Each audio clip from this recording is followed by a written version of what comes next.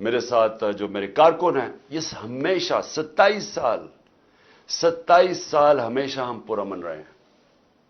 ہم نے کبھی جتنی بھی ہمیں ہمارے اشتعال ڈالا جائے، کوشش کی جائے کہ ہم کسی طرح پرووک ہوں اور ہم کچھ غلط کریں، میں فخر سے یہ کہتا ہوں کہ 27 سال کی سیاست میں ہمیشہ ہم پرامن رہے ہیں. مجھے 25 میں کبھی نہیں بھولے گا پچھلے سال، اور جب یہ امپورٹڈ حکومت اور ان کے ہینڈلرز، یہ ہینڈلر جو ہیں، انہوں نے پیچھے سے زور لگایا تھا پولیس کو، کیونکہ ہم نے جب بعد میں مجھ سے پوچھا، کیونکہ ہماری پنجاب میں گورنمنٹ تھی، تو ہم نے پوچھا کہ تم نے حرکتیں کی تھی. انہوں نے کہا جی پیچھے سے آرڈر تھے، وہ چڑیا گھر سے آرڈر آتے تھے تو وہ ہمیں حکم کرتے تھے.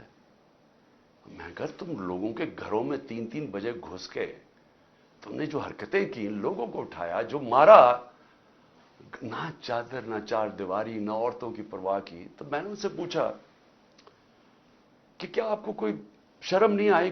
آپ کا تو کام ہے قانون کے مطابق چلنا.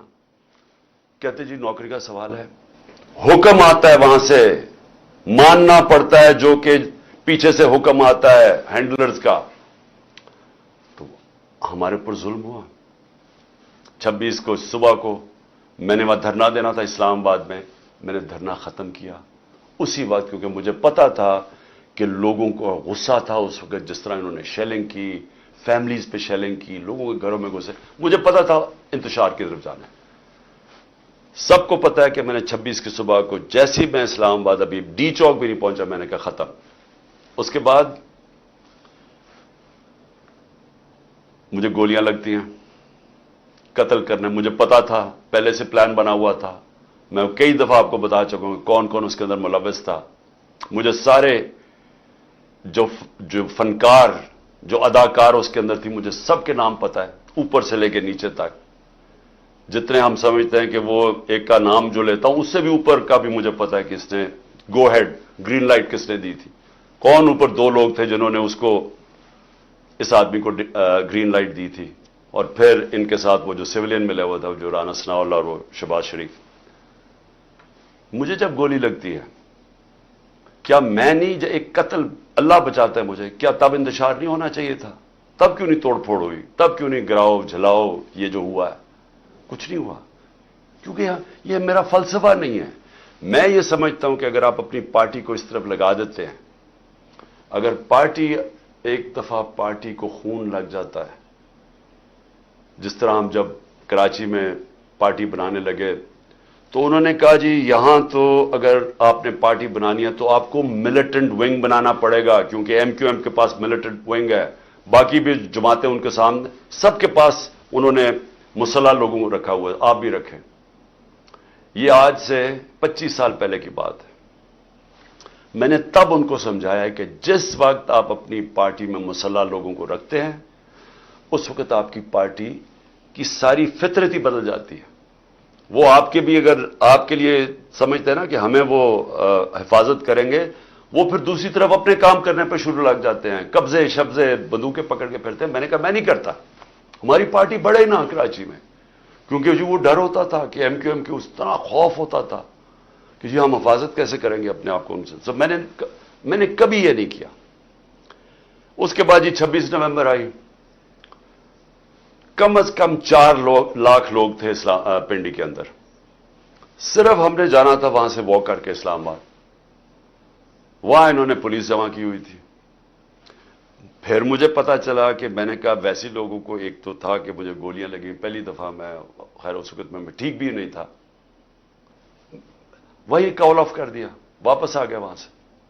لوگ مایوس ہوئے کہ جی آپ بہت سارے تیار ہوئے تھے اسلام آباد جانے کے لیے، کیونکہ 3 دفعہ ہمارے خلاف دھرنے دیے گئے تھے یہ PDM کے لوگوں نے. ایک FIR نہیں کاٹی تھی کسی کے اوپر. موقع دیا، آئیں جی آئے بشک. انہوں نے 25 میں پہ بھی ہمارے اوپر پتہ نہیں کتنی ہزاروں FIRs کاٹی. پھر اس کے بعد میں نے جب دیکھا کہ اگر ہمارا یہ حق تھا، پرامن احتجاج ہمارا حق ہے، ہم نے نہیں کیا. میں اس کے بعد آگے آ جاتا ہوں. 8 مارچ کو سب کو پتہ یہاں کیا ہوا. الیکشن ریلی شروع ہو رہی ہے، پتہ چلا جناب دفعہ 144 لگا دیا. الیکشن ریلی، الیکشن اناؤنس ہو چکا ہے، دفعہ 144 کیسے لگتا ہے؟ پورا پلان کیا ہوا تھا انہوں نے. ایک پلان کے تحت چاہتے تھے کہ تشدد ہو یا انتشار پھیلے، کیونکہ الیکشن سے بھاگ رہے ہیں. سو ایک چیز، بنیادی چیز آپ سب نے سمجھنی، جو لوگ الیکشن چاہتے ہیں وہ انتشار نہیں چاہتے. جو لوگوں کو خوف آیا ہوا ہے کہ الیکشن میں ان کی تباہی ہو جانی ہے اور ان کا نام و نشان ختم ہو جانا ہے، وہ الیکشن نہیں ہونے دینا چاہتے، لہذا وہ چاہتے ہیں انتشار. یہ اب بنیادی پوائنٹ سمجھ ہے. اور میں سارا وقت اپنے لوگوں کو، جب ضلع شاہ کا انہوں نے تشدد کر کے اس کو قتل، اس کی جب ڈیڈ باڈی کی تصویریں آئیں، یہاں غصہ تھا. ہم نے اگلے دن پھر ریلی اناؤنس کی، انہوں نے ہمیں اجازت نہیں دی، سب نے کہا جی ہم کریں گے ریلی، کینسل کی. اس سے اگلے دن عدالت سے اجازت لے کے پھر ریلی کی، سب قانون کے بیچ میں رہ کے کیا. تو میں اب آتا ہوں جو میرے گھر سے ہوا. پہلے تو یہاں انہوں نے غیر قانونی طور پہ میرے گھر پہ حملہ کر دیا. 24 گھنٹے میرے گھر کے اوپر حملہ کیا انہوں نے. کوئی اس کی تاریخ نہیں ہے پاکستان میں. ہم نے کوئی اس کے بعد آرڈر نہیں کیا کہ جلاؤ، گھراؤ، اٹیک کرو لوگوں کو. 18 تاریخ کو مارچ کو جب میں اسلام آباد جاتا ہوں میجسٹریٹ کے عدالت میں جب وہاں ٹول پلازا اسلام آباد پہنچتا ہوں، میرے گھر پہ اٹیک کر دیتے ہیں آرمڈ کار سے، 72 بند گاڑی سے میرا دروازہ توڑتے ہیں. لاہور ہائی کورٹ کے فیصلے کے بغیر، بلکہ لاہور ہائی کورٹ کا فیصلہ ہوتا ہے کہ صرف 2 آدمی آ سکتے ہیں سرچ وارنٹ کے ساتھ، فیصلہ تھا ان کا. 45 لوگ یا دروازہ توڑ کے پولیس والے کر کے سب کو گھر لوٹنا، جو چیز ملی چوری کی، تباہ کی، لوگوں کو مارا دھاڑا، ہڈیاں توڑ دی بیچارے لوگوں کو، اٹھا کے لے گئے لوگوں کو. اکیلی بشرا بیگم یاد تھی. ہم نے پھر بھی آرڈر نہیں کیا. غصہ مجھے بہت تھا. میں یہ آپ کو کہوں کہ مجھے کبھی بھی غصہ آیا ہے کہ ایک خاتون پردہ دار اکیلی گھر میں بیٹھی ہیں اور چاروں طرف آوازیں آ رہی ہیں، اوپر نیچے پولیس کہ وہ مار رہے ہیں، وہ چیخیں ان کی آوازیں آ رہی ہیں، کھڑکی کے باہر لوگوں کو مار رہے ہیں ڈنڈوں سے. اکیلی خاتون، کوئی شرم، کوئی غیرت نہیں تھی ان میں. سب سے زیادہ مجھے غصہ تب تھا. مجھے 18 تاریخ کو وہاں قتل کرنے کی کوشش کرتے ہیں، اسی دن جوڈیشل کمپلیکس کے اندر. کوئی میں نہیں کہتا کہ جی ہم ملک کے اندر سارے نکل جاؤ باہر، اٹیک کرو، کوئی نہیں کہتا. تو اب میں یہ کہنا چاہتا ہوں کہ یہ جو ہوا ہے، کیونکہ مجھے کل سے خبریں ملنی شروع ہوئی، کیونکہ میں تو نظر بند تھا نا، مجھے تو پتہ ہی نہیں ہو کیا رہا تھا. مجھے تو جب یہ اٹھا کے لے کے گئے ہیں تو مجھے تو اس کے بعد تو پتہ ہی نہیں کیا ہوا ہے. تو کل سے آج تک، اب آج بھی دن کو مجھے دیر بھی ہوئی آپ کے پاس آنے کی، کہ میں فیکٹس لے رہا تھا کہ یہ ہوا کیا ہے، کہ ہمارے یہ تو ہم ہیں ہی نہیں. یعنی میں ہمیشہ اپنے لوگوں کو بتاتا ہوں کہ تحریک انصاف پاکستان کی واحد پارٹی ہے جدھر فیملیز آتی ہیں. آپ اٹھا کے دیکھیں ہمارے جلسوں میں بچے اور عورتیں آتی ہیں، فیملیز آتی ہیں. کبھی کسی پارٹی کے پاس آئی ہیں، سیپریٹ عورتوں کا انکلوژر ہوتا ہے، فیملیز کا بھرا ہوا ہوتا ہے، بلکہ وہ سب سے زیادہ بھرا ہوا ہوتا ہے. تو ہم چاہیں گے انتشار. اگر ایک پارٹی کی کال پہ پہلی دفعہ پاکستان کی تاریخ میں اس تعداد کے اندر خواتین نکلتی ہیں تو آپ انتشار چاہیں گے. تو میں نے تو ان سب کو کہا ہوا ہے کہ ہمیشہ وہ چیز کرو، انتشار سے بچو. ہم نے کبھی انتشار میں نہیں پڑنا. تو جو پھر میں آہستہ آہستہ مجھے اب چیزیں سامنے آ رہی ہیں، تو میں اس لیے آپ کے سامنے تھوڑی مجھے دیر بھی ہوئی. تو پہلے تو میں ذرا بتانا چاہتا ہوں کہ میں نکلنے سے پہلے، جب میں اسلام آباد نکلنے لگا تھا، مجھے پتا تھا انہوں نے کرنا، حالانکہ میرے پر کوئی کیس نہیں تھا، سب بیلز تھی. لیکن یہ اتنے بدنیت اور گھٹیا لوگ ہیں، اور 145 کیسز تھے، سب میں بیلز تھی. مجھے خبر مل گئی کہ انہوں نے مجھے پکڑنا ہے. میں یہ چاہتا ہوں کہ پہلے دیکھ لیں کہ میں نکلنے سے پہلے کیا کہا تھا اور پھر میرے سے ہوا کیا.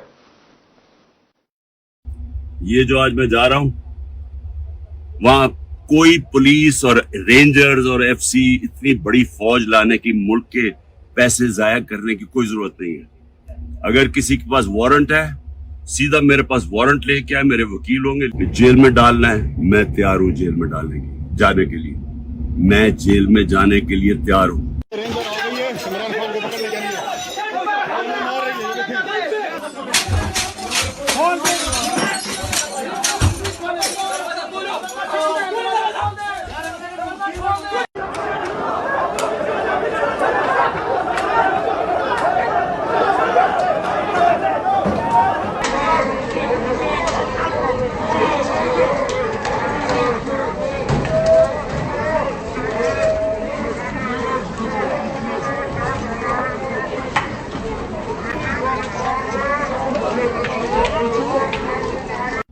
ये ये जो आज मैं जा रहा हूं वहां देखें कि चलने से पहले मैं कह रहा हूं कि देखिए, वारंट मुझे दें, मैं तैयार हूं अरेस्ट के लिए। मैं कानून के ऊपर चलने वाला हूं, लेकिन मुझे वारंट दिखाएं। जो इन्होंने वहां किया,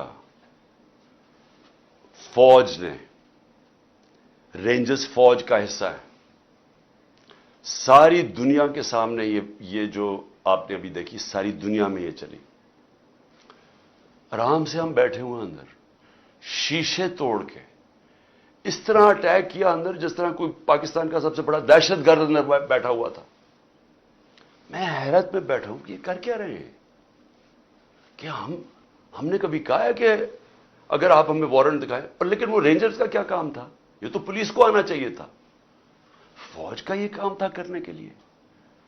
और उसके बाद दरवाजे तोड़ के लोगों को मारा, जख्मी किया इन्होंने, मेरे सर पे मारा इन्होंने, और उसके बाद इस तरह लेके गए कि सारी दुनिया ने देखा कि एक पाकिस्तान की सबसे बड़ी पार्टी का सरबराह, वो पाकिस्तानी जिसको सारी दुनिया और पाकिस्तान 50 साल से जानता है, पहले क्रिकेट से मुझे 20 साल जानते थे, जो पाकिस्तान की तारीख का सबसे बड़ा खैराती काम किए, जिसने बड़े खैराती इदारे दुनिया में और होता, नोबेल प्राइज मिलता उन्हीं के ऊपर, 2 बड़े कैंसर हॉस्पिटल, तीसरा बन रहा है, 1 यूनिवर्सिटी, सब खैराती, और फिर अल-कादर जिसके ऊपर मैं बाद में आता हूं।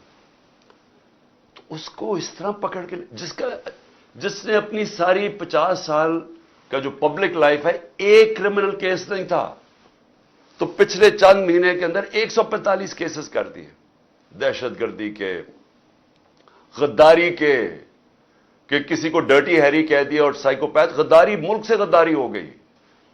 जो यारी एक दिन में 15 क्रिमिनल केस, बड़ा से बड़ा भी जो होता है डकैत या क्या कहें वो मुजरिम, वो भी 15 एक दिन में केसेस, वो क्रिमिनल क्राइम्स नहीं कर सकता। और फिर उसके बाद ये सारी दुनिया के सामने जो इन्होंने मुझे जलील किया, चले अल्लाह के हाथ में ज़ल्लत है, लेकिन उसका मैसेज क्या गई? क्या आपका ख्याल है कि पाकिस्तानी कौम ये समझ जाएगी कि क्योंकि आप मुझे इस तरह पकड़ कि मैं वाकई करप्शन में, मैंने कोई करप्शन किया है? और मैं यहां सबको बताना चाहता हूं कि मेरे ऊपर केस क्या था, ये जरा समझ जाए केस क्या था। मैंने फैसला किया कि जब मैं प्राइम मिनिस्टर बना के मैंने इस मुल्क के अंदर सीरत नबी को प्रमोट करना है, क्योंकि हमारी अखलाकियात तबाह हो चुकी है, हमारी मोरालिटी गिर चुकी है। मोरालिटी गिरी हुई है तो इस तरह के चोर और चक्के सारे मुल्क के ऊपर बैठे हुए हैं, एक से एक बड़ा मुजरिम, जुराइम पेशा आदमी आज मुल्क के ऊपर बैठ गया है। तो जब आपकी मुल्क की अखलाकियात खत्म होती है, मुल्क तबाह हो जाता है। मेरा अल-कादर यूनिवर्सिटी का मकसद बनाने का था क्या कि इस मुल्क के अंदर एक नई लीडरशिप पैदा हो।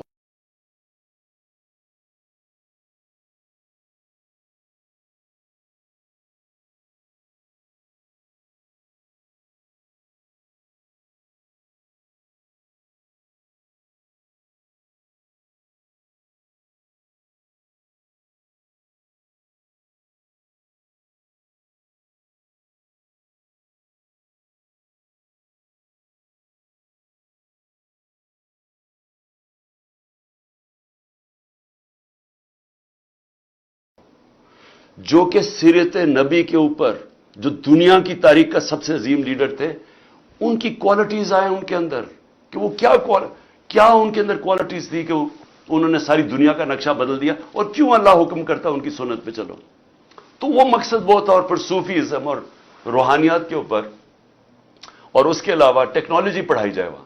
تو یہ مقصد تھا اس کا. تو یہ فیصلہ ہوتا ہے دسمبر میں، دسمبر 2018. یہ ذرا آپ سنتے رہیں. ایک سپانسر آتا ہے، وہ کہتا ہے میں بنانے کے لیے تیار ہوں.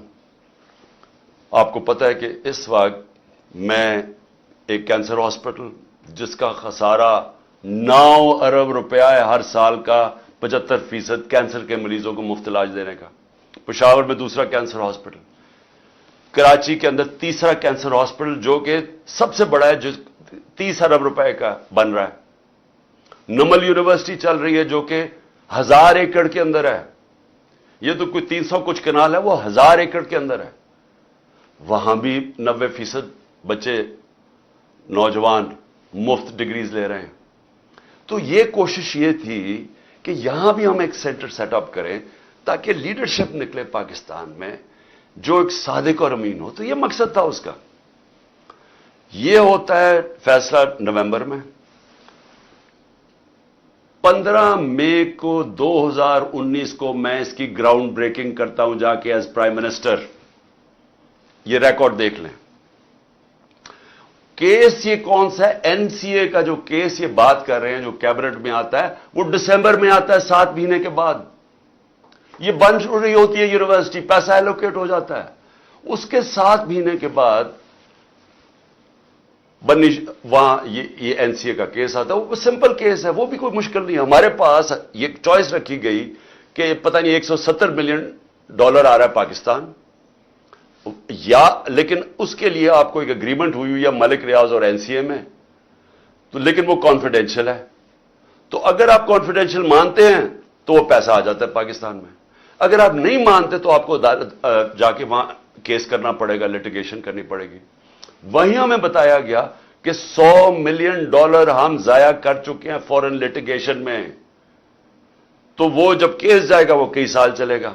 لہذا ہم نے فیصلہ کیا کہ سپریم کورٹ میں وہ 170 ملین آتا ہے یا وہ گورنمنٹ آف پاکستان ہے، تو پاکستان آ رہا ہے نا. اس کے اوپر میرے اوپر کرپشن کیس ہے. یہ کیس کہتے ہیں جناب آپ نے القادر یونیورسٹی سے فائدہ اٹھایا ہے. القادر یونیورسٹی ٹرسٹ ہے، اس کے سارے آڈیٹڈ اکاؤنٹس ہیں، وہ سارے آپ کو پتہ ہے. بتائیں کدھر سے فائدہ اٹھایا؟ وہ کوئی نہیں بتا رہا. یہ نہیں نیب بتا رہی فائدہ. وہ کہتے جی آپ کو کوئی فائدہ ہو، کیونکہ آپ کو القادر بنانا تھا لہذا آپ نے اس کو ملک ریاض کو، جب ساری کیبنٹ کا فیصلہ تھا. نہیں، آپ نے اس لیے کیا ہے کیونکہ آپ نے وہ القادر یونیورسٹی بنانی تھی جس میں مجھے کوئی ذاتی فائدہ نہیں ہے. جس طرح نہ مجھے نمل یونیورسٹی سے ہے، نہ مجھے شوکت خانم سے ہے، کیونکہ وہ ٹرسٹ ہے، وہ میری ذاتی ملکیت تو نہیں. اس کے اوپر یہ سارا ڈرامہ ہوا کہ جی عمران خان کے اوپر کرپشن کیس ہوا. اس کے اوپر انہوں نے مجھے پکڑا اور مجھے ایک دہشت گرد کی طرح پکڑ کے لے کے جا رہے تھے. اور دوسرا میری بیوی. اب مجھے جو اس سے زیادہ اپنے سے زیادہ تکلیف ہے کہ میری بیوی کا نام بھی ٹرسٹی میں ہے. کیوں ہے؟ ٹرسٹی کیا ہوتا کہ پہلے کیونکہ قوم کو سمجھنا چاہیے، کیونکہ اتنا زیادہ پروپیگنڈا کیا جا رہا ہے. میں نے کبھی اس طرح کا کنٹرول ٹیلی ویژن نہیں دیکھا جو آج کل ٹوٹل کنٹرول کر کے پیچھے سے ان کو حکم آتا ہے نامعلوم افراد کا، دھمکیاں آتی ہیں، آرڈرز دیے جاتے ہیں کہ عمران خان کو نہیں دکھانا، فلانی چل، اس کے لیے کوئی اچھی چیز نہیں کہنی، اس کے خلاف پروپیگنڈا کرنا. تو اتنا جھوٹ بولا جا رہا ہے. لوگوں کو بتائیں کہ ٹرسٹ ہوتا کیا ہے. ٹرسٹ جو ٹرسٹیز ہوتے ہیں نہ ان کو کوئی تنخواہ ملتی ہے، ان کو کوئی تنخواہ نہیں ملتی. صرف ٹرسٹی وہ ہوتا ہے جس کو جو دل سے کوئی خیراتی کام کرنا چاہتا ہے. اب بشرا بیگم، بلکہ مجھے سیرت نبی کو جو سمجھا ہوں میں تو بشرا بیگم کی وجہ سے سمجھتا ہوں، کیونکہ ان کی بہت زیادہ اس کے اوپر ان کی نالج ہے. تو ان کو میں نے ٹرسٹی رکھ دیا. اس کے اوپر بھی وارنٹ نکال دیا اریسٹ کا. میرے گھر پہ حملہ کر دیا پھر سے آ کے. یہاں ٹیئر گیسنگ شروع کر دی، ان کو کہا کہ پکڑ کے جیل میں ڈالنا ہے. میں نے ایسی کبھی بے غیرتی اس ملک میں نہیں دیکھی. وہ آدمی یہ نیب کا چیئرمین، یہ جو جنرل ہے، اگر اس نے یہ آرڈر کیا اور کیا اسی نہیں ہوگا اور اس کے ہینڈلرز نے پیچھے سے اس کو کہا ہوگا، کیونکہ میں آج تو وہ جو پہلا نیب کے چیئرمین आफ्ताब सुल्तान जिन्होंने रिजाइन किया, उसने कहा मैं गलत काम नहीं करता। मैं आज उसको सलाम करना चाहता हूं, क्योंकि मैं नैब के जरा लोगों से मिला था। मुझे तो अंदाजा नहीं था वो इतना प्रिंसिपल्ड आदमी। ये बेजमीर आदमी, इसको शर्म नहीं आई कि वारंट निकाल रहे एक ट्रस्ट के ऊपर, एक ट्रस्टी होने पे। एक तो ये जाहिल होगा क्योंकि इससे कोई बेहतर केस ही ढूंढ लेता, क्योंकि और केस कोई मिल नहीं रहा था। दूसरा, शर्म नहीं आई कि एक घर की पर्दादार खातून के ऊपर आपने एक वारंट निकाल दिया अरेस्ट का, और यहां पुलिस आ गई उसको पकड़ने के लिए। शर्म नहीं आई? घर में आपकी औरतें नहीं हैं? या आप इतने बेशर्म हैं कि आपकी औरतों से ये कुछ करेगा तो आपको कोई फर्क ही नहीं पड़ेगा? आप इतने बेगैरत हैं? आप भी बेगैरत हैं, और जो आपको हैंडलर्स जो ये करवा रहे हैं वो भी बेगैरत है, क्योंकि कोई गैरतमंद आदमी, ऑनरेबल आदमी ऐसी हरकत नहीं कर सकता जो आपने की है। बेजमीर भी हैं, बेगैरत भी हैं, छोटी सी तनख्वाह के ऊपर अपना जमीर बेच रहे हैं आपकी। ये इतनी सी औकात और कीमत है। तो अब मैं आगे चलता हूं। लो जी, उसके बाद मुझे नहीं पता हुआ क्या, मुझे तो उन्होंने बंद कर दिया। तो जब मैं निकला सुप्रीम कोर्ट में, तो मुझे जजेस ने, मैं तो सीधा वहां से सुप्रीम कोर्ट गया, उन्होंने मुझे पूछा कि जी यहां तो बड़ा इंतशार हुआ है, तोड़ फोड़ हुई है। मैंने उनको कहा कि ये हमने कभी ऐसी चीजें नहीं की। तो पहले भी चले, कम से कम गोलियां जब लगी थी तब तो तोड़फोड़ होती ना, तब तो सबको पता था। मैंने तो नाम ले लिया था कि कौन जिम्मेदार है। मैंने तो उस आईएसआई के जनरल का नाम ले लिया था। तो तब क्यों नहीं उन्होंने अटैक किया? तब क्यों नहीं उन्होंने लोगों को घरों में या जाके क्यों नहीं हमला किया? तो जो अब से मेरे पास मालूमात आ रही हैं, मैं ये चाहता हूं कि ये एक छोटी सी आप जरा वीडियो देख लें, ताकि आपको अंदाजा हो कि ये हुआ क्या है। क्योंकि मुझे अभी तक, मैं चाहता हूं इसके ऊपर पूरी इन्वेस्टिगेशन हो और इंडिपेंडेंट हो। मैं चाहता हूं जो भी सरकारी बिल्डिंग्स जलाई गई हैं, इन्वेस्टिगेशन हो कि इसके पीछे कौन था। मैं चाहता हूं कि जो बेचारे नौजवान, नहाते नौजवान, जो एक हकीकी आजादी के लिए, और जो उनका हक है कि पुरअमन एहतजाज करना, जो हमेशा हमने किया है, उनको सीधी गोलियां मारी गई हैं। और जो पता नहीं कितने 100 लोग इस वक्त पड़े हुए हैं, गोलियां उन्हें लगी हुई हैं, जो अस्पतालों में पड़े हैं। मैं इस सब के ऊपर इंक्वायरी चाहता हूं, लेकिन इनसे नहीं चाहता। मैं चाहता हूं कि चीफ जस्टिस सुप्रीम कोर्ट, आप अपने नीचे कोई पैनल बनाए इंडिपेंडेंट। जिस तरह मैंने शुरू में कहा था कि मुझे इंसाफ नहीं मिलने लगा, क्योंकि मुझे पता था जिन्होंने मुझे गोलियां मारी हैं वो इतने ताकतवर हैं कि वो नहीं यहां इन्वेस्टिगेशन होने देंगे, ये आज भी नहीं होने देंगे। इसलिए इंडिपेंडेंट इन्वेस्टिगेशन करें, क्योंकि इसमें बड़ी, जो मुझे चीजें पता चली, आपको बड़ी बड़ी चीजें पता चलेगी इस कौम को, कि कौन ये चाहता था कि इंतशार हो और किसने फायदा उठाया इसका फायदा उठा के, जो ये बड़ी देर से चाह रहे थे, सारी तहरीक इंसाफ की लीडरशिप को इन्होंने जेल में डाल दिया। अब तक 3,500 वर्कर हमारे पकड़ के जेल में डाल दिए, अभी भी पकड़ रहे हैं वर्कर्स, और सिर्फ मौके का फायदा उठाया इन्होंने। मैं अभी आपको बताऊंगा कि बाकी इन्होंने क्या किया है। इसकी आड़ के अंदर के जी बहुत बड़ा तहरीक इंसाफ को दहशतगर्द जमात है, उसने क्या क्या जुल्म किया है, उसको उठा के बहाना बना के इन्होंने क्रैकडाउन शुरू कर दिया। वो जो ये पहले से ही चाहते थे, केसेस तो पहले ही हो रहे थे, पहले हमारे एक दफा इन्होंने 5,000 वर्कर पकड़ लिए थे। तो लेकिन ये जरा, अब आप ये जरा वीडियो देखें प्लीज। शेलिंग स्टार्ट कर दिया, ये देखें। आपने देखा लोग नमाज पढ़ रहे थे और उसके दौरान उन्होंने शेलिंग शुरू कर दी।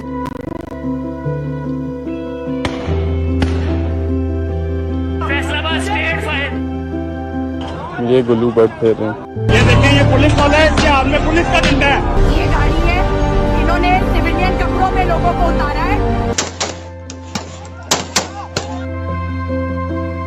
हमारे पास कुछ भी नहीं है और वो फायरिंग करे। फायरिंग की कोई इजाजत है तुम लोगों की? ये भाई साहब है और इनके साथ कुछ और एजेंसीज के लोग।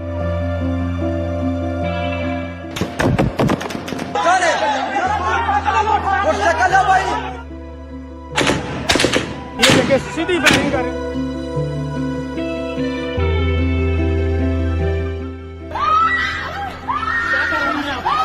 गैर कानूनी बात कर रहे हैं।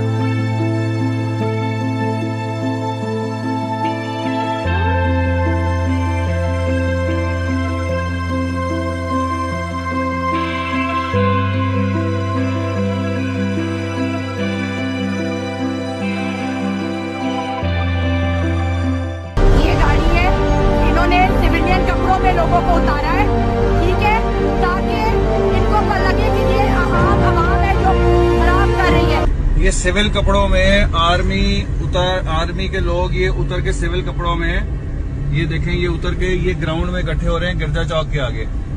ये देखें, ये गिरजा चौक में सिविल कपड़ों में इकट्ठे हो रहे हैं। शेलिंग स्टार्ट कर दिया, ये देखें। आपने देखा लोग नमाज पढ़ रहे थे और उसके दौरान उन्होंने शेलिंग शुरू कर दी। मेरे पेशावर में 2 एक्स मिनिस्टर्स, एक गवर्नर, वो कहते जी हमने ये ऐसे लोग ही नहीं देखे थे। अब जब उन्होंने तोड़फोड़ शुरू की तो उन्होंने उनको रोकने की कोशिश की, तो शाह फरमान उससे भी उन्होंने लड़ाई की। दूसरा हमारा शौकत यूसुफ है, जब उसने रोकने की कोशिश की, जो मिनिस्टर था, उसके उन्होंने कपड़े फाड़ दिए। ये कौन लोग थे? हर जगह से खबरें आई। अभी यहां से जब हमारी लोग जमा हुए थे इधर लिबर्टी चौक में, उन्होंने कहा कि हम अजीब अजीब लोग देख रहे थे। हाँ, एक तो जनरल पब्लिक है ना, वो तो हमारी आती है, लेकिन ये अजीब किस्म के लोग थे। जब उन्होंने देखा कि वो सारों को इश्तियाल दे रहे थे कि चलो वो उधर चलें, तो उधर फलाने कैंटोनमेंट में चलें, यानी वो लोगों को इश्तियाल दे रहे थे। और ये जो आपने देखा ट्रक से उतरते हुए नामालूम, ये सफेद कपड़ों में, यही लोग जब मैं जुडिशल कॉम्प्लेक्स में मेरा कत्ल करने का प्लान था, वहां इसी तरह के लोग थे। उन्होंने दूसरे कपड़े पहने हुए थे। एक और प्लान उन्होंने किया था मुझे यहां कत्ल करने का, तब भी था कि वो हमारे कपड़ों में यहां आएंगे और यहां से गोली चलाएंगे ताकि हमारे पर ही हो। जो हुआ, अब ये जो गोली चली है, ये गोली किसने, यानी कौन जिम्मेदार है इसका? क्योंकि हमारे में तो किसी ने गोली नहीं चलाई। सो देखिए, ये इसके ऊपर इन्वेस्टिगेशन होनी चाहिए, क्योंकि मैं फिर से कहता हूं, मैंने कभी किसी किस्म का इंतशार, मैंने कभी किसी किस्म का वायलेंस की आज तक अपनी पार्टी को इजाजत नहीं दी, क्योंकि हम वो पार्टी हैं जो कि हम आइन और कानून के बीच में इलेक्शन जीत के आना चाहते हैं। हम कोई इस तरह के हरबे नहीं इस्तेमाल करना चाहते, ये माफिया जो बना हुआ है। लेकिन इन्होंने, मुझे जो खास तकलीफ हुई, जो औरतों से इन्होंने किया, यानी कौन औरतों से इस तरह, क्या ये हमारे मुल्क की तहजीब है? ये जब से ये इंपोर्टेड हुकूमत आई और इनके हैंडलर्स, ये औरतों के अंदर जिस तरह उनके ऊपर खौफ और हरासा फैलाते हैं, ये इस मुल्क के अंदर कभी हुआ पहले? कितना खतरनाक है। आप मुझे बताएं, फ्रांस के अंदर आप देखें कि वहां पुलिस खड़ी होती है सामने, प्रोटेस्टर्स खड़े होकर पेट्रोल बम मार रहे होते हैं उनके ऊपर। कभी किसी ने गोली चलाई है वहां? कभी किसी के घरों में जाके लोगों को उठाया, गिरफ्तार किया, वो जब सामने होते हैं? कभी कभी कोई लाइन क्रॉस करता है वहां, तब तो गिरफ्तारी हो जाती है। घरों में छापे मारते हैं, आज सबके घरों में छापे पड़ रहे हैं, और सारी लीडरशिप अंदर डाल दी है जेल में इसके बहाने में। और फिर मुझे ये जरा समझाएं कि टीवी के ऊपर कैसे एकदम मीडिया पे क्लैंप डाउन हो गया। जैसे ही मुझे गिरफ्तार किया, सारे मीडिया पे सेंसरशिप, सिर्फ एक सरकारी वर्जन चला जा रहा था, और वो हमें पता किधर से आ रहा था, हैंडलर्स, उनका वर्जन चल रहा था। चाहे जो भी चैनल हो, जो कि पहले हमें दिखाती थी, सब चैनल्स एक ही चलाने शुरू हो गए कि जी शरपसंद है पीटीआई, एक ही चीज चलनी शुरू हो गई। हमें पता है किधर से फीड है। एक तो हमें अकल भी इतनी नहीं है कि थोड़ी सी अकल इस्तेमाल करो। सबको एक ही फीड दे रहे थे ये कि शरपसंद हैं, ये हैं, इन्होंने वो किया, और उसके बाद मीडिया के ऊपर क्लैम्प डाउन के तो चैनल्स के ऊपर पड़ गए। उसके अलावा अब मुझे ये समझाएं कि इमरान रियाज खान किधर गायब किया हुआ है? क्या उसका कसूर यह है कि वो इस इंपोर्टेड हुकूमत और इसकी लाइन पे चलता नहीं है? क्या इसका यह कसूर है? इसलिए वो पहले उसे उठाया, उसे गायब कर दिया। और मुझे खतरा है, मैं सबके सामने कहना चाहता हूं, इसके ऊपर तशद्दुद करेंगे, क्योंकि हमारे कई लोगों के ऊपर, आजम स्वाति और मैं कई लोगों को बताऊंगा, अली अमीन, इनके ऊपर उन्होंने तशद्दुद किया, और मुझे खौफ है कि इसके ऊपर भी तशद्दुद करेंगे। क्योंकि इमरान रियाज आखिर में कह रहा था, एयरपोर्ट जा रहा था, मुल्क छोड़ के जा रहा था, जब उसको एयरपोर्ट से पकड़ा है, उसको भी खौफ था कि अरशद शरीफ से जो हुआ है वही लोग उसी से वही करेंगे, और उसको अब जेल में रखा हुआ। मैं सारी कौम को कहना चाहता हूं, आपको सबको अपनी आवाज उठानी चाहिए कि एक सहाफी के पीछे, जिसकी सबसे ज्यादा व्यूअरशिप है, اس کی یوٹیوب پہ ویورشپ دیکھیں. اس کو ٹی وی چینلز میں نہیں کام کرنے دیتے کیونکہ یہ ان کی لائن فالو نہیں کرتا. اس کے اوپر اس کو خطرہ یہ ہے کہ یا اس کے اوپر بڑا تشدد کریں گے اور ہمیں یہ بھی ڈر ہے کہ اس کو مار نہ دیں, کیونکہ ابھی تک وہ پولیس کہہ رہی ہے جی ہمیں نہیں پتا وہ کدھر گیا. ہمیں پتا ہے وہ کدھر ہے, مجھے پتا ہے وہ کدھر ہے, اور اس کے اوپر کچھ ہوا تو پھر یہ لوگ ذمہ دار ہوں گے, وہی جنہوں نے ارشد شریف کا قتل کیا تھا, جو ذمہ دار ہیں میرے اوپر جنہوں نے قاتلانہ حملہ کروایا تھا. پھر اس کو بھی اٹھا کے لے گئے اور یا مقبول جان کو.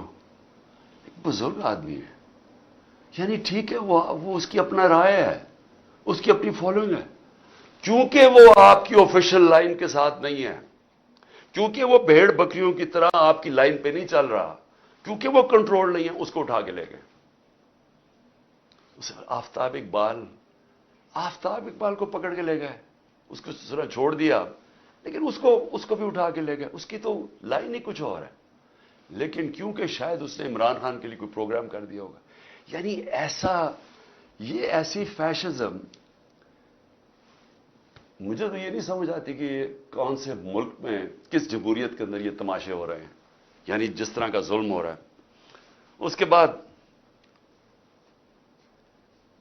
جب پبلک کا ری ایکشن آیا تو یہ پبلک کا ری ایکشن اس سے بہت زیادہ آنا تھا. جہاں تک مجھے پتہ ہے اوورسیز پاکستانی, اب وہاں تو ہم نے کچھ نہیں نہ کیا, وہاں تو ہمارا کوئی پی ٹی آئی کا ورکر نہیں تھا. آپ دیکھیں کہ بیرون ملک پاکستانی جو سب سے بڑا اثاثہ اس ملک کا, جس کی وجہ سے انشاءاللہ پاکستان اٹھے گا, ہمیں کوئی آئی ایم ایف نہیں اٹھائے گا, کوئی جو ہمارے دوست ملک ہیں ان سے بھیک مانگ کے نہیں, یہ اٹھائیں گے ہمیں. ان کا ری ایکشن دیکھیں کیسا ہے, ایک دم نکلے ہیں وہ لوگ. اور وہ کیوں نکلے ہیں؟ کیونکہ وہاں ان کو پتا ہے کہ ایسی حرکتیں جمہوریت میں نہیں ہوتی, آزاد ملکوں میں ایسی حرکتیں نہیں ہوتی. وہ باہر بیٹھے ہوئے ہیں, میں بات کر رہا ہوں مغرب میں, امریکہ میں, انگلینڈ میں, یورپ میں, پرائے ملک ہیں, ان کو اس ملک سے زیادہ آزادی ہے, وہاں وہ زیادہ آزاد ہیں, کیونکہ وہاں رول آف لا ہے, ان کے حقوق کی حفاظت کرتے ہیں وہاں کے قوانین اور ان کی عدلیہ. وہ آزاد لوگ ہیں, اس لیے وہ بول رہے ہیں. یہاں انہوں نے اتنا خوف اور ہراساں پھیلا کے, ڈرا کے, ڈنڈے مار مار کے لوگوں کو سمجھ رہے کہ کنٹرول کر لیں گے. میں آج پھر سے یاد کرانا چاہتا ہوں ایسٹ پاکستان کا. میری زندگی میں ہوا ایسٹ پاکستان. مارچ 1971 کے اندر میں وہاں میچ کھیلنے گیا تھا ایسٹ پاکستان کی انڈر 19 کے خلاف. ہمارا جو جہاز واپس آیا تھا وہ آخری جہاز تھا. مجھے ابھی بھی یاد ہے کہ کتنی نفرت ہو گئی تھی پاکستان کے خلاف. ہمیں تو یہاں پتہ ہی نہیں تھا. اسی طرح جس طرح آج میڈیا کنٹرول کر رہے ہیں, تب یہ میڈیا کنٹرول کر رہے تھے. فرق یہ ہے کہ آج سوشل میڈیا ہے, اور انہوں نے سوشل میڈیا ہی بند کر دیا اس دوران. کیونکہ یہ اپنا ورژن دینا چاہتے تھے کہ شر پسند اور بتانا چاہتے تھے, انہوں نے سوشل میڈیا بند کر دیا. فیس بک, ٹویٹر, یوٹیوب سب بند کر دیا. ملک کو کتنا نقصان ہوا صرف اس لیے کہ جناب عمران خان کو پکڑنا تھا, تو وہ ری ایکشن انہوں نے نہیں دکھانا تھا کہ اس کا ری ایکشن کیا ہے. تو ایسٹ پاکستان میں بھی یہی ہوا تھا. ہمیں یہاں کنٹرول میڈیا, پاکستان ٹائمز, ہمیں تو خبر ہی نہیں مل رہی تھی. پی ٹی وی تھا. وہ میں تو انگلینڈ گیا پڑھنے کے لیے, ادھر مجھے پتا چلا وہاں کیا ہوا ہے. آج ہمیں سمجھنا چاہیے کہ ایسٹ پاکستان کے لوگوں سے اتنا بڑا ظلم ہوا. ان کی جو پارٹی الیکشن جیتی ہے, جس کو پرائم منسٹر بننا چاہیے تھا, اس کے خلاف ملٹری ایکشن کر دیا, ملک گوا دیا, تباہ کروا دیے. 90,000 ہمارے فوجی قیدی بن گئے. ملک کو نقصان آپ اندازہ بھی نہیں لگا سکتے کتنا ہوا. بند کمروں میں فیصلے ہوتے ہیں, چھوٹے سے تھوڑے سے لوگ بیٹھ جاتے ہیں جن کو پتہ ہی نہیں باقی دنیا کیسے چلتی ہے, وہاں بیٹھ کے فیصلے کر لیتے ہیں. کیا ان فیصلوں کا نقصان ہوتا ہے وہ بھی نہیں پتہ چلنے دیتے. ان کی جب حمود الرحمان رپورٹ لکھی گئی, پاکستان میں شائع ہی نہیں ہونے دی. وہ اتنی طاقت تھی ان کی. 25 سال کے بعد ہندوستان میں شائع ہوتی ہے. ملک کیسے نہیں چلتے. اور میں ذرا آئی ایس پی آر صاحب, ذرا تھوڑا سا آپ نے کوئی پیچھے میں جب جیل میں تھا تو باتیں کی, میں ان کے کوئی جواب دینا چاہتا ہوں آپ کو. دیکھیں, آپ نے ایسی باتیں کی کہ سب سے پہلے کہا جی میں دوگلا ہوں, کہ میں ایک طرف کہتا ہوں فوج میری ہے اور دوسری طرف میں اس کی تنقید کرتا ہوں یا جو بھی برا بھلا کہتا ہوں. آپ نے کہا کبھی فوج کو دشمن نے اتنا نقصان نہیں پہنچایا جتنے میں نے پہنچایا. دوسرا آپ نے ریمارک پاس کیا. اور تیسرا آپ نے کہا کہ ہم اب کرش کریں گے ان کو. دیکھیں ISPR صاحب, میری ذرا غور سے بات سن لیں. آپ جب پیدا بھی نہیں نہ ہوئے تھے تب میں اپنے ملک کو دنیا میں ریپرزینٹ کرتا تھا. میں نے اپنے ملک کا دنیا کے اندر سر اوپر کیا, عزت دلوائی اپنے ملک کو. اٹھا کے دیکھ لیں, آپ بھول گئے ہوں گے, آپ پیدا نہیں ہوئے ہوں گے, ذرا پتہ چلوا لیں کہ عمران خان نے کیا پاکستان کی دنیا میں عزت اوپر کی یا نیچے کی. اور آپ کو یہ پتہ ہونا چاہیے کہ جب وار آن ٹیرر ہوئی اور جو پاکستان کی مٹی پلیت ہوئی دنیا میں, کہ ہمارا گیا جی فوج دوگلی ہے, کیونکہ تب مشرف کا مارشل لاء تھا, یہ ہمارے سے جھوٹ بولتی ہے, کرتی کچھ ہے, کہتی کچھ ہے, ڈالرز ہمارے سے لیتی ہے اور دوگلی گیم کھیلتی ہے. ڈبل گیم, دوگلا تب نام استعمال ہوتا تھا. پاکستان کو ورڈ ہی دوگلا استعمال کرتے تھے, ڈبل گیم کا نام کرتے تھے. ذرا انٹرنیشنل میڈیا دیکھیں, کس نے اپنی فوج کو سب سے زیادہ جس کی حفاظت کی, کس نے اپنی فوج کے ساتھ انٹرنیشنل میڈیا پہ کھڑا ہوا. جب اسامہ بن لادن, جب وہ ایبٹ آباد میں جو وہ حادثہ ہوا, آپ کو پتہ ہے بیرون ملک پاکستانیوں کے اوپر جو گزری, آپ اندازہ نہیں لگا سکتے. انہوں نے کہا ہمارے سے پیسے لے رہے ہیں اور اسی کو اپنے اکیڈمی کے پاس ایبٹ آباد میں پالا ہوا ہے. جو ہمیں ذلت ملی تب کون بولا آپ کے لیے؟ یا تو کوئی سانپ سونگ گیا تھا, یا تو آرمی چیف کے منہ سے چون نہیں نکل رہی تھی, یا تو کوئی بولتا ہی نہیں تھا. نہ پرائم منسٹر تب وہ گیلانی تھا, نہ زرداری. 4-5 دن سناٹا چھایا ہوا تھا, وہ آ کے مار کے چلے گئے. ہمارے ملک میں دنیا میں ذلیل ہوئے ہم. میں بولا تھا, میں ساری جگہ اپنی فوج کو ڈیفینڈ کیا ہے. میرے 3.5 سال میں دیکھیں کہ پاکستان فوج کا امیج اوپر تھا یا نیچے تھا. ذرا اٹھا کے دیکھیں, آپ کے سامنے ہے وہ, کیا فوج کا امیج اوپر گیا یا نیچے گیا؟ فوج کو لوگ پسند کرتے تھے. جب ایک آرمی چیف نے میری کمر میں تو چاقو مارا, لیکن پاکستان کے بدنام ترین مجرموں کو آ کے اوپر بٹھا دیا, تو کیا میری وجہ سے فوج کو برا بھلا کہا گیا یا اس آدمی کی وجہ سے جس نے, اس نے کیا سمجھا کہ لوگ یہ بتائیں نا, کیا لوگ چونٹیاں ہیں؟ کیا لوگوں میں عقل نہیں ہے؟ کیا لوگ بیوقوف ہیں کہ جدھر آپ لگائیں گے ادھر لگ جائیں گے؟ کیا لوگ 30 سال سے ان لوگوں کو نہیں جانتے تھے؟ اسی فوج نے, میں نے اپنے کانوں سے سنا ہوا ہے, جب مجھے ISI نے بریفنگ دیا کہ انہوں نے کتنا, اب سے نہیں 25 سال سے میں سن رہا ہوں کہ کتنا پیسہ انہوں نے چوری کر کے ملک سے باہر لے کے گئے ہیں, کہ جی اب چائنا سے واپس آئے تو یا زرداری نے یہ ڈیل کی ہے تو فلانی پراپرٹیز. ہمیں جو انہوں نے پراپرٹیز دکھائی ہیں وہ اس سے اربوں ڈالرز کے اندر پراپرٹیز ہیں. اور ایک دم کہہ رہے ہیں کہ اب جناب فیصلہ ایک آرمی چیف نے کیا ہے تو بھیڑے سراب ادھر چلے جائیں, اور اس کو کہہ کہ جی بڑا اب بہت اچھا کیا, اور اب عمران خان بولا یہ اچھا ہے. لوگوں نے نہیں تسلیم کیا. میں نے نہیں برا بھلا کہا فوج کو. جو آرمی چیف کے ایکشنز تھے اس نے اس کی ہماری فوج کو برا کیا, اس کی وجہ سے ہوا, میری وجہ سے نہیں ہوا. اور یہ کہنا کہ یہ قوم ایکسپٹ کر جائے ان لوگوں کو, کس نے میمو گیٹ کیا تھا؟ کیا حقانی نے جا کے امریکنوں کو نہیں کہا تھا جو کیس لگا تھا سپریم کورٹ میں کہ مجھے, انہوں نے کہا زرداری کہہ رہا ہے کہ مجھے میری فوج سے بچا لو, امریکنوں کو کہہ رہا ہے, یہ میں نے کہا تھا. کیا جب نواز شریف جا کے چھپ کے کھٹمانڈو میں مودی سے چھپ کے ملاقات کر رہے کہ جی میری فوج کو نہ پتہ چل جائے, اور اسے, اور پھر وہ جو ڈان لیکس میں جب وہ کہتا ہے ڈان لیکس میں کہ جی دہشت گردی انڈورس کر رہا ہے ہندوستان کا اوپینین کہ فوج دہشت گردی کر رہی ہے, آپ ان لوگوں کو اوپر بٹھا دیں اور ہمیں کہیں کہ ہم ان ساروں کو تسلیم کر لیں. اور ہم اگر پروٹیسٹ کریں تو ہمیں جیلوں میں ڈال دیں. ہم پروٹیسٹ کریں, ہمارے اوپر ایف آئی آر کاٹ دیں.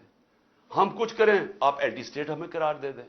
لیکن آپ سب کچھ ٹھیک کر رہے ہیں. مجھے گولیاں لگی ہیں, مجھے پتا ہے کس نے کون ذمہ دار ہے.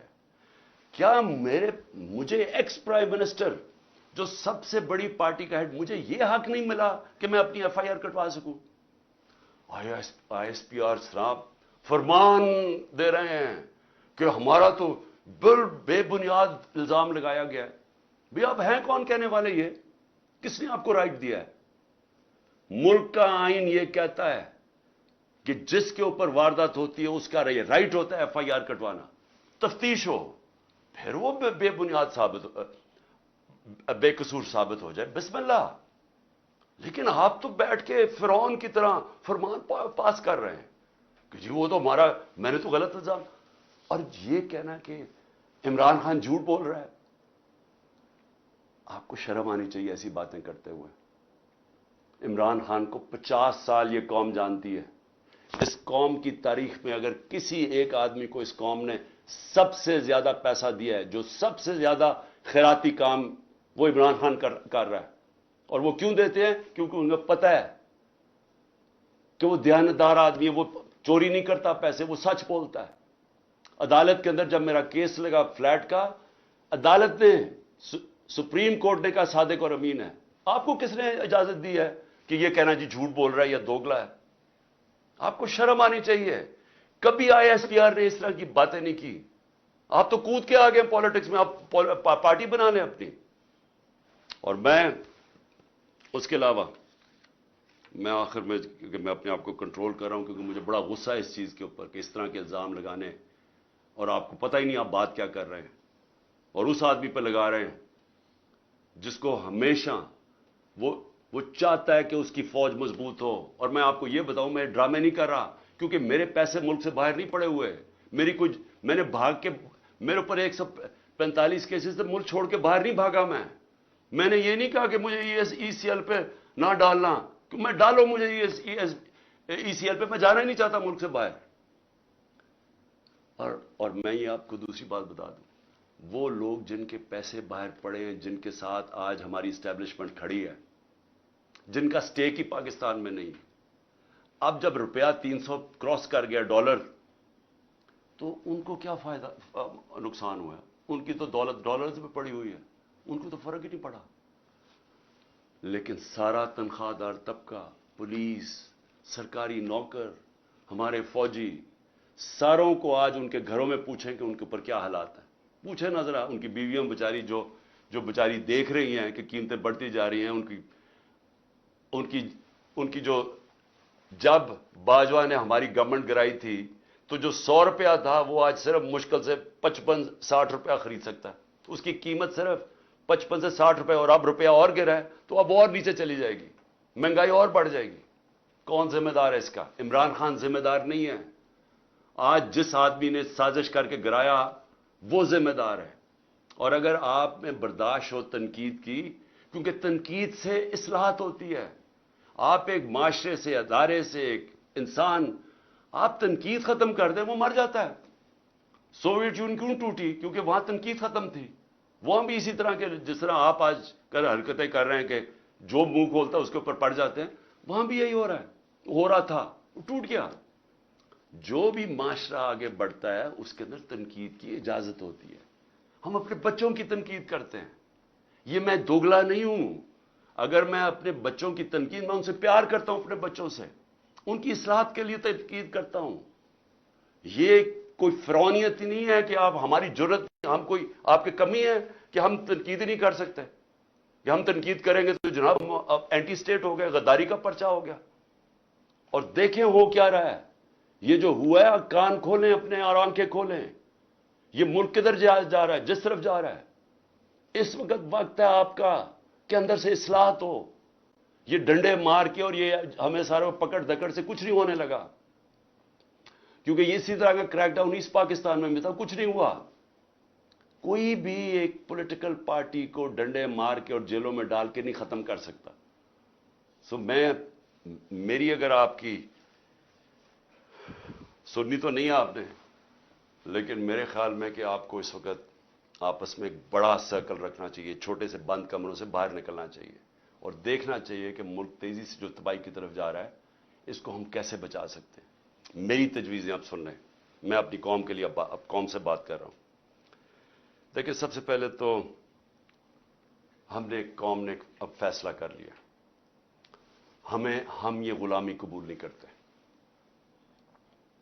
جو قوم نکلی ہے, میں ان شر پسند کی نہیں بات کر رہا جو میرے خیال میں جان کے اندر ڈالے گئے ہیں, اور انشاءاللہ یہ ہوگی جب بھی تحقیقات تو یہ سامنے آ جائے گا. کیونکہ یا تو ہماری تاریخ ہوتی نا کہ ہم یہ اس طرح کے گولیاں چلا رہے ہوتے یا کچھ کر رہے ہوتے, جلا گھراؤ کر رہے ہوتے, تو اس کی تو 27 سال میں تاریخ ہونی چاہیے تھی. یہ ایک دم کیا ہوا ہے؟ اور اگر میں جیل میں نہ ہوتا تو میں ایک دم ایکشن لیتا اس کے اوپر. مجھے اندر بند کر دیا, 4 دن کے بعد کہتے ہیں میرے اوپر ہی پرچے کر دیے کہ جناب عمران خان کے کہنے کے اوپر سب کچھ ہوا. تو پہلے کیوں نہیں ہوا عمران خان کے کہنے پہ؟ تو میں اپنی قوم کو کہنا چاہتا ہوں کہ دیکھیں میرے پاکستانیوں, ہم نے ہر صورت اپنے آپ کو آزاد کرنا ہے. یہ جو غلامی کی زندگی ہے یہ کوئی زندگی نہیں ہے. یہ جس زندگی کے اندر, یعنی جس زندگی کے اندر آپ کی کوئی عزت ہی نہیں ہے, آپ کے کوئی حقوق ہی نہیں ہے, طاقتور جو مرضی چاہے کر سکتا ہے, ظلم ہمارے پہ کرتا ہے, کیسز ہی ہمارے پہ کر دیتا ہے. اب سارے کیسز ہمارے پہ ہو گئے. یہ لوگ کون مرے ہیں خیر مجھے تو ابھی تک پتہ نہیں, کئی درجنوں لوگ بیچارے شہید ہوئے ہیں اور کوئی کسی کے پاس ہتھیار نہیں تھا جس کو شہید کیا. تو ایک تو میں یہ بھی آج کہہ دوں کہ جو بھی, میں اپنی ساری پارٹیوں کو کہہ رہا ہوں کہ سب نے جو ان کے گھروں میں جانا ہے, جن کو گولیاں لگیں, جو شہید ہوئے, ان سب کے گھروں میں جانا ہے. میں انشاءاللہ ان کے لیے پیسے اکٹھے کروں گا. ہم نے ان سب کے لیے, ہم ان کے گھر والوں کا دھیان رکھیں گے, کیونکہ یہ سب جو میں جانتا ہوں نکلے حقیقی آزادی کے لیے. میں شر پسند کو نہیں جانتا, میں بالکل نہیں سمجھتا کہ جنہوں نے, اور پھر سے میں کہتا ہوں تحقیقات کروانی چاہیے کہ کیسے وہاں سے ادھر سے لبرٹی چوک سے سارا راستہ گئے ہیں کور کمانڈر کے گھر. کیوں نہیں کسی نے روکا ان کو؟ اور تھوڑے سے لوگ تھے, مجھے جو بتایا اتنے لوگ بھی نہیں تھے. کوئی یہ پلان تھا, انویسٹیگیشن ہونی چاہیے. میں نہیں ابھی کہہ سکتا, مجھے خدشہ ہے کیونکہ ہم نے پہلے کبھی نہیں کیا. تو میں سب سے پہلے اپنی ساری قوم کو اب یہ کہنا چاہتا ہوں کہ کل 5:30 بجے, یہ بڑا غور سے سننا ہے میری بات, آپ کل 5:30 بجے آپ نے, اور میں خاص طور پہ اپنی آپ خواتین کو کہہ رہا ہوں کیونکہ مجھے جو اصل نظر آ رہا ہے کہ گھروں کے اندر انقلاب آ گیا.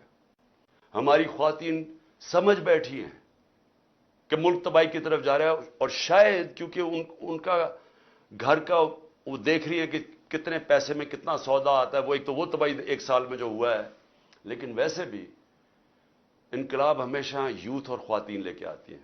تو میں اپنی خواتین کو کہنا چاہتا ہوں اور اپنے بزرگوں کو کہ آپ نے صرف میری آج غور سے بات سنی, اپنے گھر سے اپنے باہر نکلنا ہے. آپ کی گلی کے آخر میں یا آپ کی گاؤں یا گلی کے آخر میں آپ نے صرف نکل کے ایک اپنے ہاتھ سے لکھ کے ایک پلے کارڈ جس میں ہونا چاہیے حقیقی آزادی, اوپر حقیقی آزادی اور نیچے آئین بچاؤ پاکستان بچاؤ. کیونکہ آئین ہوتا ہے تو اگر آئین ہوگا تو ملک بھی ہوگا اور آزادی بھی ہوگی.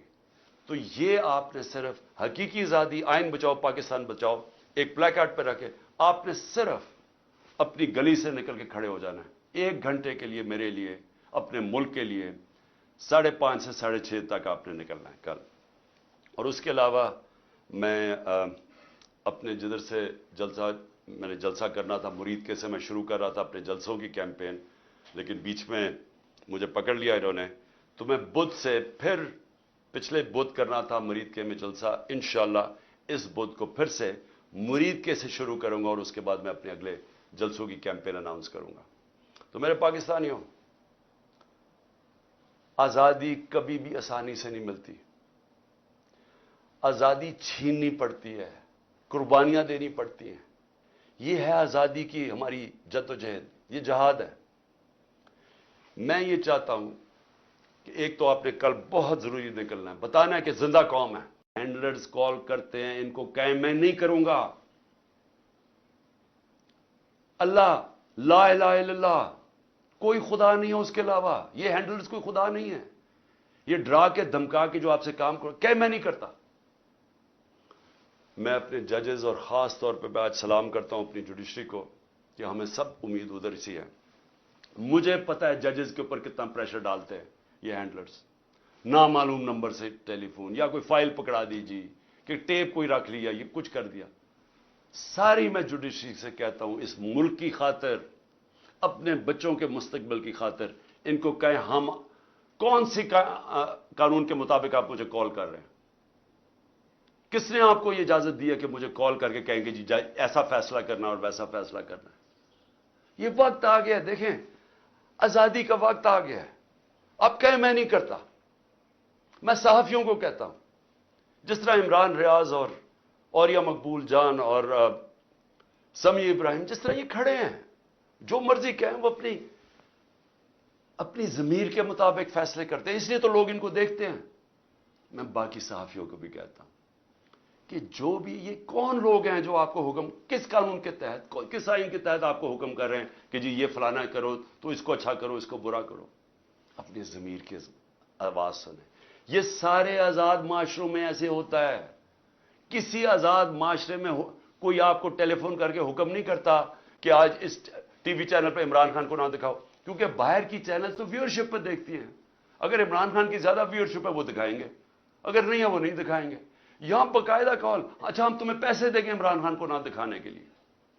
सहाफियों को भी, मालिकान को भी, सबको कहता हूं देखें ये मुल्क ऐसे चलेगा नहीं। कोई मुल्क नहीं ऐसे चल सकता कि ये जो बाहर से ऑर्डर्स आते हैं, नामालूम अफराद पीछे बंद कमरों में गलत बलत फैसले करते रहते हैं, मुल्क का बेड़ागर करते रहते हैं। टाइम आ गया, आप क्या नहीं हम करते, हम आइन के मुताबिक चलेंगे, हम कानून के साथ खड़े हैं। मैं पार्टीज को, अपने सोशल मीडिया को, सारों को, जो भी आपको टेलीफोन करके अब कहना कि धमकियां दें कि जी इमरान खान ने कांटा डाल दिया, कहते जो मर्जी डाले, हम खड़े हैं। हम जमीर के साथ चल रहे हैं। हम ला इलाहा इल्लल्लाह के मानने वाले लोग हैं। अल हक है वो, हम राय हक पे खड़े हैं। जान भी चली जाए तो हम खड़े रहेंगे। और आप अंदर से ही कौम आजाद होना शुरू हो जाएगी और ये पीछे हट जाएंगे। लेकिन खौफ के ऊपर ये सारा मुल्क कंट्रोल करके बैठे हुए हैं। मुझे इजाजत मिल गई, अदालत ने मुझे इजाजत दे दी कल, सारे बेल मेरे हो गए, मुझे जाने ही ना दे वहां से, बिठा दिया जे जहां वहां। 1 घंटा हो गया, 2 घंटे हो गए, 3 घंटे हो गए, मैं बैठा हूं। पता चला जनाब नामालूम अफराद ने अभी इजाजत नहीं दी, क्योंकि उनको नहीं ये समझ आ रही है कैसे हो गया। चलो जी मैं वहां बैठा हूं। तो इसलिए मैं अपनी कौम को, सबको आखिर में सिर्फ ये कहता हूं कि वक्त आ गया इस मुल्क को हम अपनी तकदीर बदलें। कल आपने ज़रूर निकलना है शाम को 5:30 बजे अपने मुल्क के लिए, अपने आइन को बचाने के लिए, अपनी आज़ादी को बचाने के लिए, अपने बच्चों के मुस्तकबिल के लिए।